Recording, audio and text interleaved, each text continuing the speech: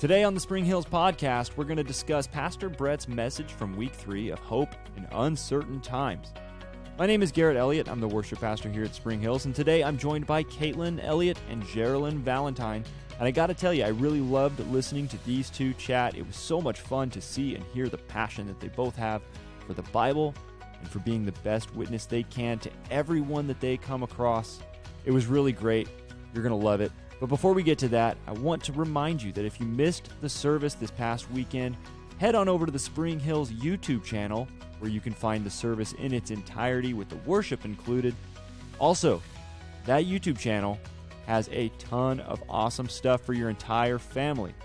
The Spring Hills Next Gen team has been working hard to make sure that it's not just the parents that are getting church, but we're also bringing church to the kids as well. So Club 5-6, jam-packed, and also some videos for the preschool and kindergarten kids. They're all on there. Go ahead and check that out, the Spring Hills YouTube channel. Now everyone can enjoy church. It's really great. That team's been working hard, and they're putting out some great content for the kids. All right, let's get to our sermon recap with Jerilyn and Kaitlin. All right, welcome Jerilyn and Kaitlin. Back to the Spring Hills podcast. Hope in Uncertain Times, Week 3 sermon recap. Brett wrapped up the series this weekend, so we're going to dig in a little bit to the series as a whole, but we're going to focus on this week mostly. And this week, I really liked how Brett started it. He really started off with saying that the sermons during this time is actually rather simple, the sermon prep. And he said that it's just basically, we need to know who God is. So he started, this is really cool. One of my favorite things about this sermon was his intro, because he started, and I felt like he was really just intense talking about God's power. He's omnipotent. There's nothing that's impossible with God. His supply is infinite. There's not a possibility that he's not aware of. And, just all this stuff. And then it was like he kind of shifted all of a sudden into this like, kind of like a compassionate tone. And he went into like, but God is good and he loves you. And it was like really, I don't know, to me, it was really cool the way that he went so intense about God's power and his love. And it reminded me of Aslan in Chronicles of Narnia, because it's, all of the stuff about how powerful Aslan is. And they're like, wait, is he safe? And no, he's not safe, but he's good. And that's really what it reminded me of. So I really liked how he started this sermon. And I like the reminder constantly just that we need to hang on to the sovereignty of God. And he really focuses on the sovereignty of God in this sermon. So what are some of your general thoughts? Either one of you can start. Doesn't matter to me, but general thoughts maybe about the series as a whole or this sermon. Yeah.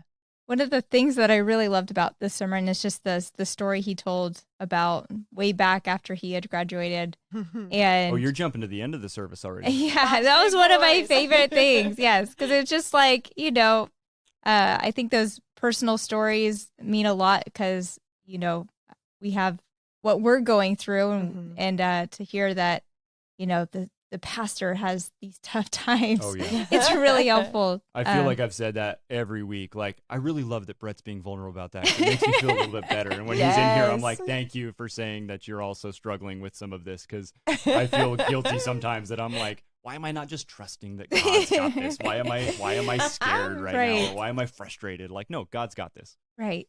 Sorry, I keep interrupting. This is my wife, by the way, Kaitlin, and I'm interrupting her. So this is very comfortable, just like home. So yeah, I really liked that he was saying, just how many jobs he was working and what are God's plans for my life and how is this going to work out? And I think we just cheap change God sometimes with thinking that his plans for us are, about what we think for ourselves. And I just am glad that his plans for me are way better than my own plans for myself. That's so good. I love that. Yeah, I used to comfort myself with the idea that Jesus started and finished like his impactful ministry on earth like from 30 to 33 or something like that. And so I would be like, I'm good. It's okay. I have lots of time to like make an impact on the world. And then now I'm 31. And I'm like, oh my word. I have to like, I'm sorry. I've got my hand on the fader with Jared's mic right now because she is worked up. But yes, I think that it's so cool to hear Brett, another person that I just really look up to. And I think that sometimes we can glamorize the impact that pastors make. So sometimes I'm hesitant to sort of elevate that. And I think Brett does a really good job of also elevating other impacts that sometimes get overlooked. But the power of somebody who I have seen just make such an impact for the gospel here in this place where I feel called to continue making an impact for the gospel, to hear him talk about a time where he was like, God's basically forgotten about me and he doesn't, care about what I bring to the table. And that was just really, really cool. That I right, exactly. It was cool to hear, just, I want to go back to that Brett in that restaurant and sit down at the table and be like, dude, just wait. Like, just wait. I want to show him like a video of, a weekend service where people are actually in the room. Or simply just say like, hey, 10,000 people watch your Easter service in 2020. Right. Like something like that. And it's just like, and it's obviously, again, it's not like it's his impact alone, but the fact that he got to be a part of God's plan in the future. And we need to comfort ourselves in the same way, in that whenever we feel sort of like God doesn't really feel like I add value to this situation that he wants to make an impact for. Well, and I love that during that season that Brett was in at that time, what he was explaining in his sermon, there was something productive that God was doing in his heart during that time. It got him to a place of, God, I need you. I need your wisdom. I need your Holy Spirit to guide me in all of this, because without you, I am nothing. I might have something from scripture that I'm reading, that I'm seeing, but you're going to have to make this live and breathe and work in my life. And so good. So it's those dark moments, or those moments where everything just looks like nothing is even working or happening for you, that I think God is actually doing a really beautiful work in people's lives. Yeah. So true. And I mean, kind of jumping into that, again, I have just written here, just going off what you guys are saying. I did want to mention this though, because I forgot to when I was talking about this, was I love the mention of the Matthew 6 when Jesus says God cares about the birds and how much more value you have than birds. And the way that I was saying Brett kind of moved into this more compassionate, like, don't forget that God is good and he loves you and he cares about you. And it just love that he reminded us with that. Like, if God cares about every bird that falls to the ground, imagine just how much more value you have. And I really liked that he mentioned that too. So in Philippians 1, that's where Brett started us off in his scripture. So Philippians 1, Paul's in jail in Rome, awaiting trial before Emperor Nero. Actually, you know what? Sometimes I think there might be somebody that doesn't know the story of Paul. So kind of knowing where he started and stuff. Would either of you be interested in sharing maybe a little bit about just like summarizing Paul's story from Saul to Paul? Sure. Yeah. Sorry to throw that on you, but maybe somebody's asking. Let's team it. Let's see. So Saul of Tarsus, right? He was persecuting the church. This is in the book of Acts, by the way, if you do want to go, Acts chapter 8 or so. He was a devout Pharisee of the tribe of Benjamin.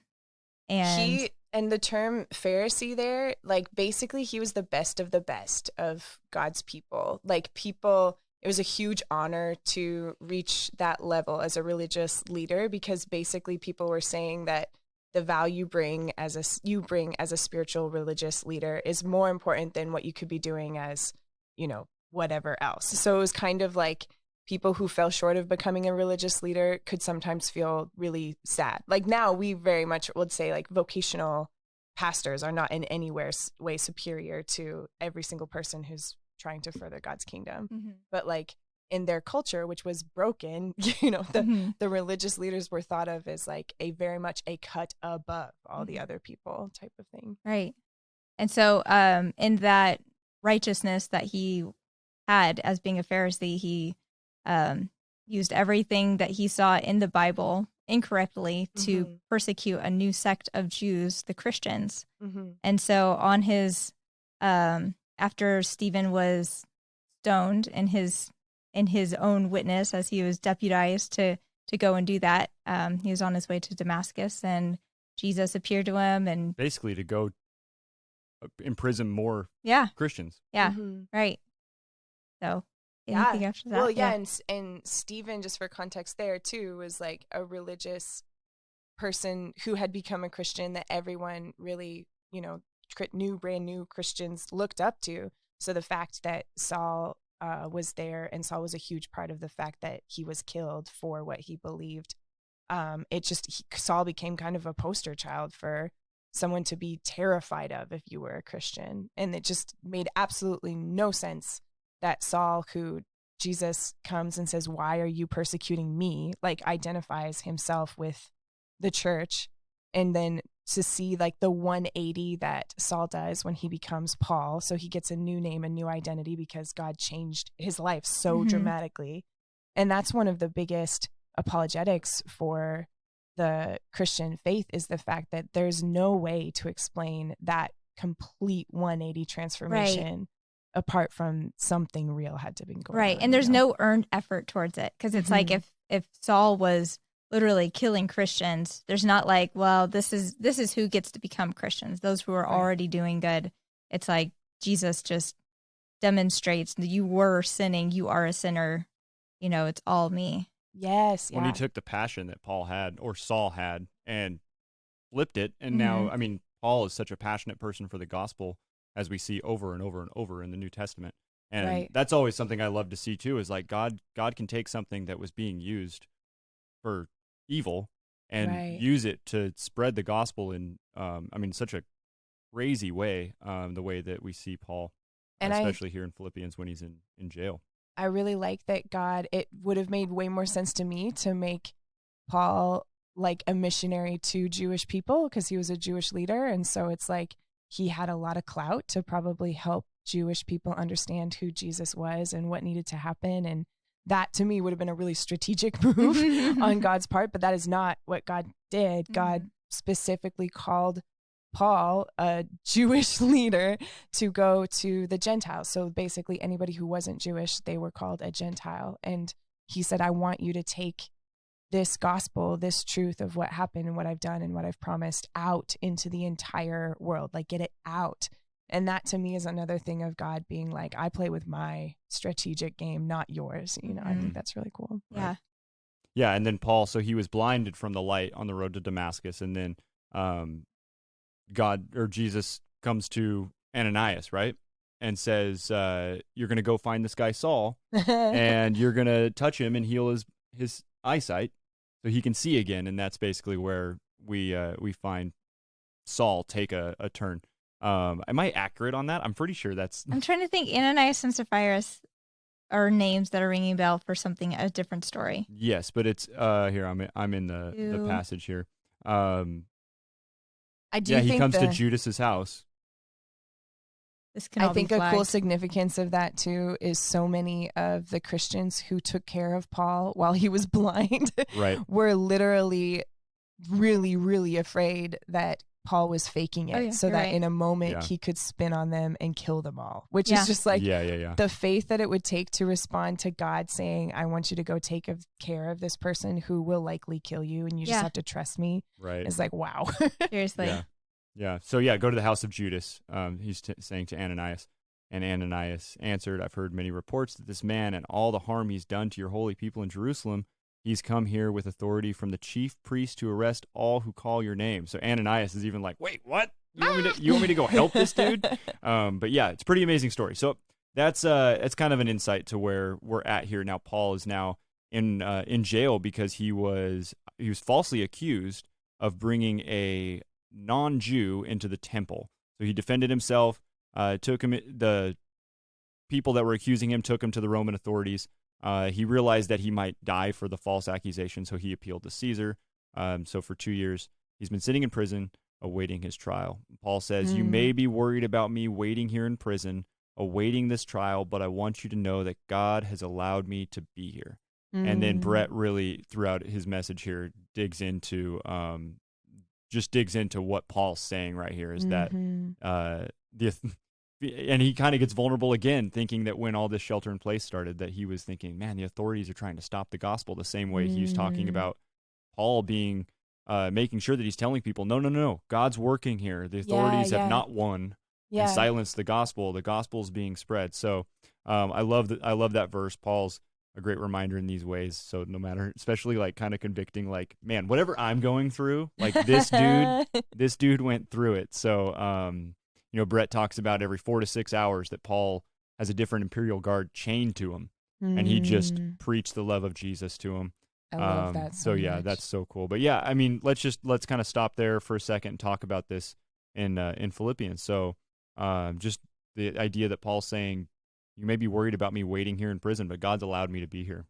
I think the whole highlight of Brett's message for me was when he said that Paul was in prison, but he didn't let the prison wasn't in Paul. Like Paul didn't let the prison get into him, and sort of like, yes, it is mandated that we shelter in place right now, but don't shelter in place in your heart. Right. And that was so powerful me to realize, like, we are as Christians very invincible in different realms of our life, where no matter what is happening in our external circumstances, we have freedom. And it sounds cheesy to be like, well, I'm free in my heart, but it's like, no, there's really huge significance to the spiritual reality that we are permanently free, like forever. Yeah. And we can exercise that freedom in order to continue furthering the gospel. Right. And it's like, if I was Paul, I would totally take the prison time as a time to like refuel, quote unquote, sit back and be like, okay, God, clearly you have taken, but he just kept working for the kingdom of God. And I don't think he knew that the letters he was writing, if they were going to be anywhere, a way bigger impact than anything he did in his lifetime. Like every letter that he wrote now has impacted centuries and generations of people for the kingdom of God. And he had no idea that during a time when he could have just sat back and like took a nap, which I hope he did take multiple naps. That seems really good. multiple naps. Multiple naps. But Jerilyn likes naps. Naps, plural. Multiples. Yes. Paul sitting there in prison and like just putting myself in that situation of being like, yeah, I am going to take a nap, and I'm not trying to make a joke out of that. I really would just be like, man, I'm depressed that this is where I ended up. Like, is this really what your plan was for me, God? And the fact that he just took the opportunity to start preaching the gospel to these guards and to continue to write these letters to let everybody know, like, the authorities didn't win here. God's working, and it's going to, like, looking at what Brett was saying here too, is like the authorities are not going to stop the gospel from spreading. There's nothing that's going to stop the gospel from spreading. And I was even talking to Kaitlin about this the other night, because it's like God's going to use whatever is here to spread the gospel. And here we are using the internet to reach millions and millions and millions of people for Christ in a time where we kind of feel like, I mean, us as definitely those of us that are in ministry to an extent have probably, a lot of us have had the fear of like, man, we're just going to end up not being able to do our ministry anymore. And it kind of gets scary for a minute. And then you go, oh, wait a second. I should be remembering who I'm doing this ministry for and what he's capable of, because this is not going to be me doing this. Moses did not free the slaves from Egypt. God freed them. He just let Moses be a part of that, right? Like, it's kind of one of those situations, but yeah. I love just that truth that Brett said, God knows every possibility. And that's been really standing out to me lately, where I've been so frustrated with stress that is the result of something that I think is inefficient. So like, I have patience with being stressed about my dad being sick, and patience with being stressed about, even my job or like family things that are going on that I really want to press into, or relationships that have conflict. I want to press into that. So I have patience for all of that stress, but then stress like technology not working, or me being delayed for whatever yes, exactly, whatever silly reason, like lately has been pushing me over the edge, like in a very irrational way. And I've been having to preach to my heart the fact that God knows every possibility, and God is sovereign. He is all powerful. So the fact that he allowed that inefficient setback to happen means that it is happening, not necessarily that we have to hyper spiritualize that, like my Bluetooth not connecting in my car is supposed to teach me a huge lesson about God, but it's like, but it can, it can, and he's clearly doing things, and he knows what he's doing. And like, I can like navigate that stress, but getting as frustrated as I'm getting, to me, is indicating that I don't have the reality in mind, that God knows every possibility. And this is the possibility that he ushered into my reality. Right. So I'm like, it would have been so easy for Paul in prison to feel like this was a really inefficient use of his energy and effort Right. and time, and realizing like God's definition of efficiency is so different from ours. Right. And thank goodness, because clearly what he did with the time when Paul was in prison is incredible.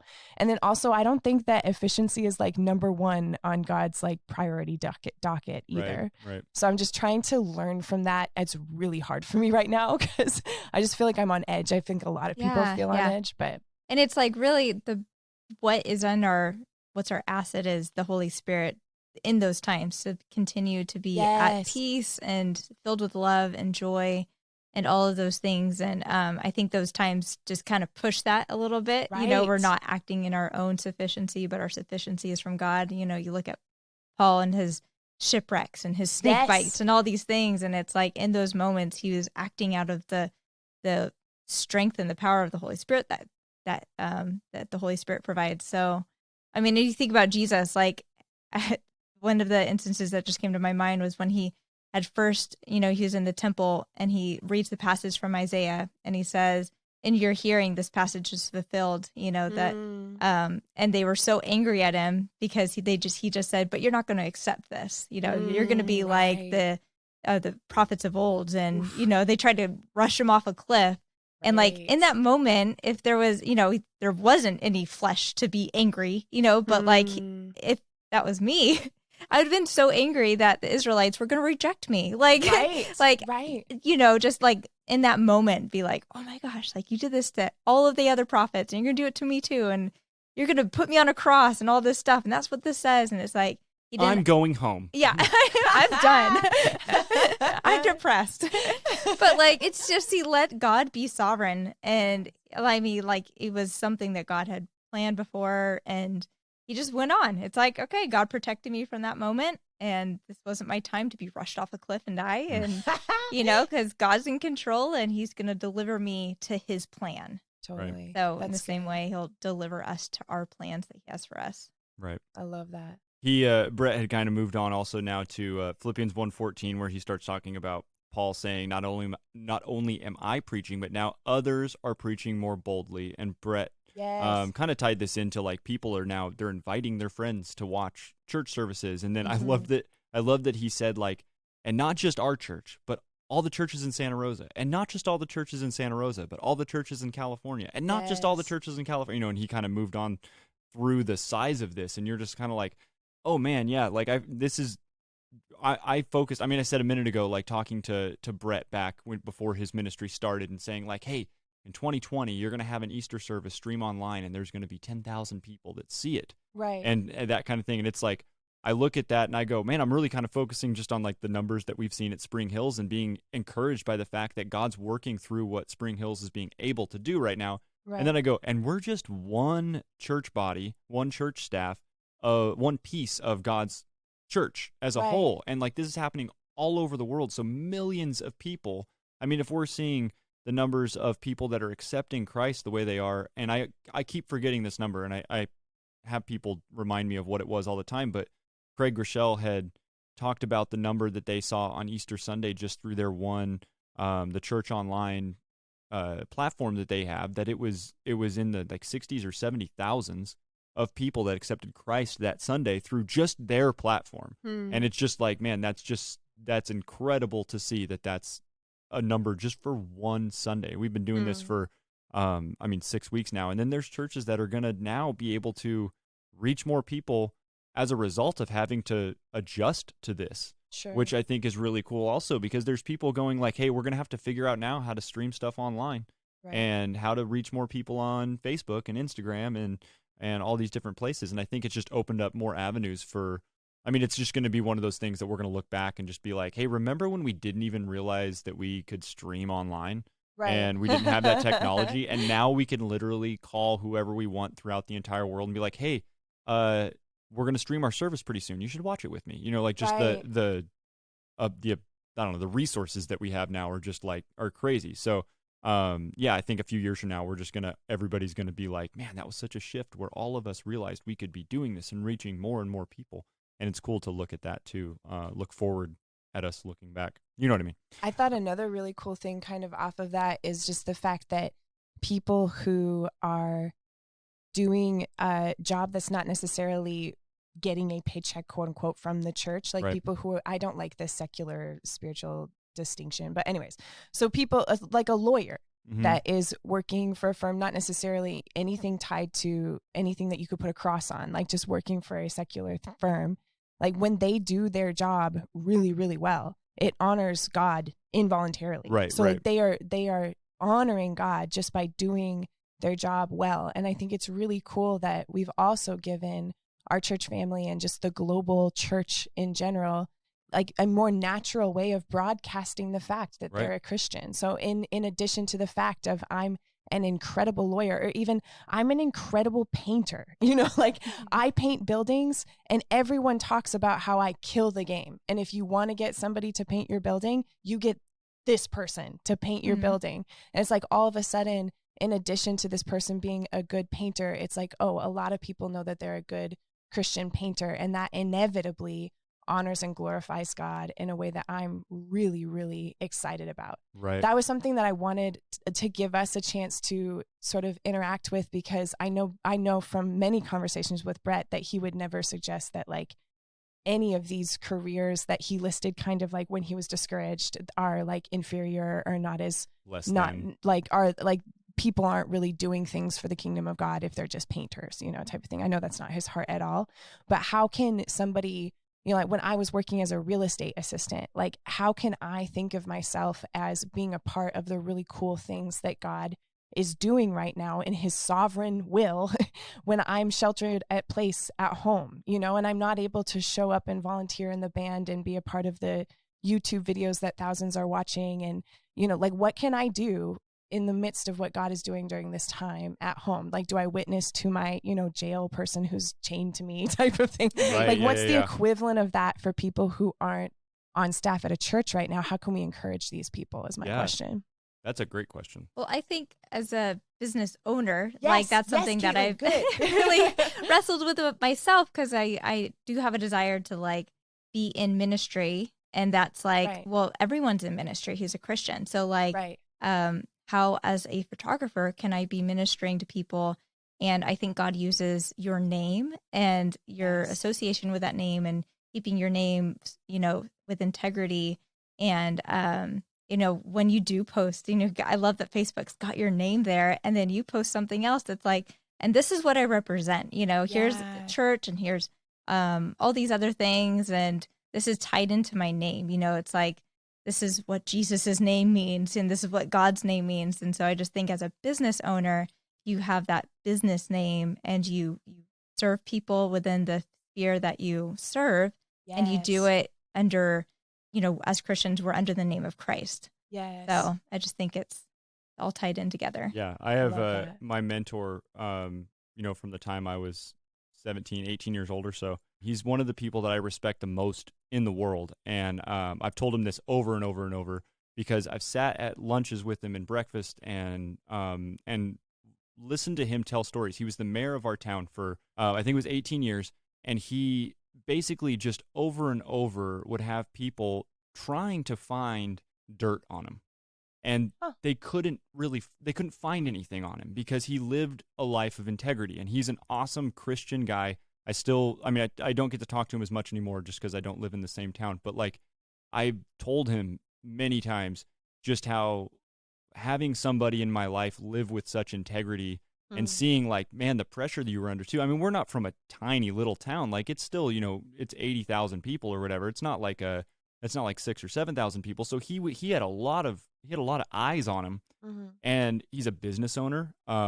He's an optometrist, so he owns his own practice, and like there's just all these ways that I'm pretty sure people probably tried to dig in to find this dirt on him or his family or whatever, and it was just like over and over. It seemed like, man, everybody just respected him because he lived a life of integrity. And you're kind of saying that with your business, Kaitlin, just wanting to live with integrity because you know what you actually represent is not just your photography business, but you're representing Christ in everything that you do. And as you know, as an athlete, that was always preached to me too from coaches, being like, you're not just representing yourself, you're representing the team you're playing for. And, I went to a Christian school, so it was like, you've got the name Christian on your jersey. So you are representing Christ in the way that you play basketball, things like that.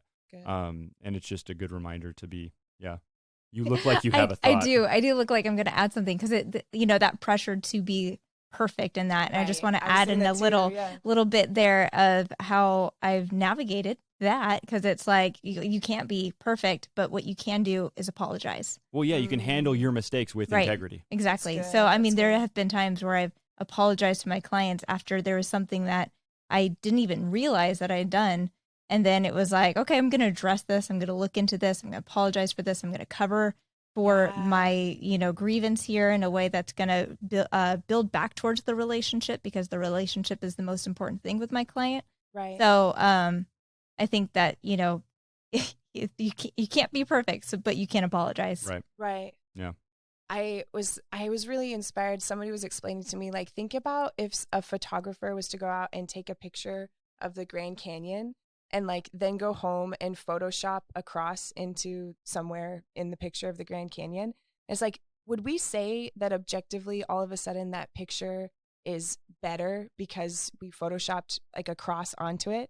And I think the takeaway is that there's so many things that glorify and honor God all on their own without it having to be necessarily stamped with like, I just think that some people, when you ask them in their business that's not related to a church, like, what are you doing to spread the gospel in the front lines in your ministry when you're out there in the world? And they'll be like, oh, well, I lead a Bible study at lunch, or I pray for my colleagues and stuff like that. And they feel like it has to be something tied to explicitly sharing the gospel or explicitly, exposing people to God's word. But I think it's really powerful for us to realize that when we do work of any kind well, like the Grand Canyon all on its own glorifies and honors God so well there's so much power behind that. Like, I even think of, I have some really close friends and relationships of people that are working in essential services right now in jobs that are not glamorous at all.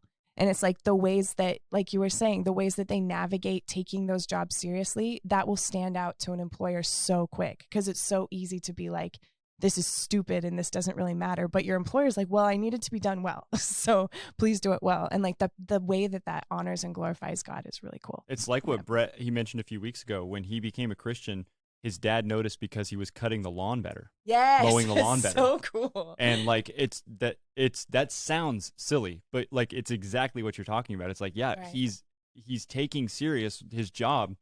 It's because I'm gonna have a hard time explaining this, but like it's the same thing that if I'm playing basketball, I want to do the best that I can at whatever it is. And it's not just the skills necessarily, but being a teammate and a coach and whatever it is. And I am far from perfect in any of these areas. But at the same time, I played basketball with a team of guys for, 6 or 7 years after college. And most of them were not Christians. Most of them had never even gone to church.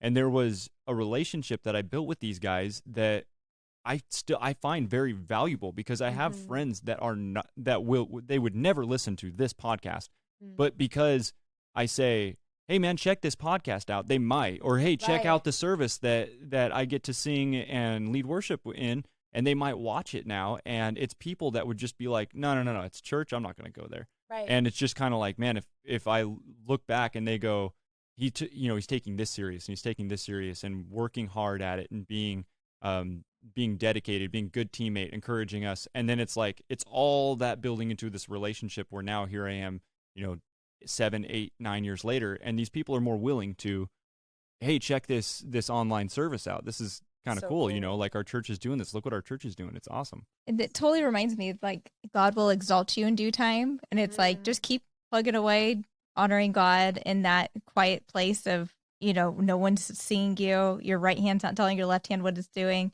And then in due time, God will exalt you. And it also reminds me of the other verse. It's like, show me or speak my name in front of others, and I'll speak my name in front of your name in front of the Father. And then, if you deny me in front of others, I'll deny you also in front of the Father. So it's like when people are exalted, they do have that opportunity to point the praise. People do want to know. Give credit. Yeah, right. Right. So, I mean, there's that opportunity that you're finally like, it might not have been the Bible study every single day with my coworkers or whatever Which you're is trying to still look awesome. for. Yes, yeah. yes. But, you will have that opportunity to exalt God and praise him for what he's done. Right. Brett kind of ended off, maybe this wasn't quite the end, but it was kind of, I think we even had a picture posted online that had this quote from him, and it just said, "The good news of Jesus Christ is going out like never before. It's emboldening people to invite friends."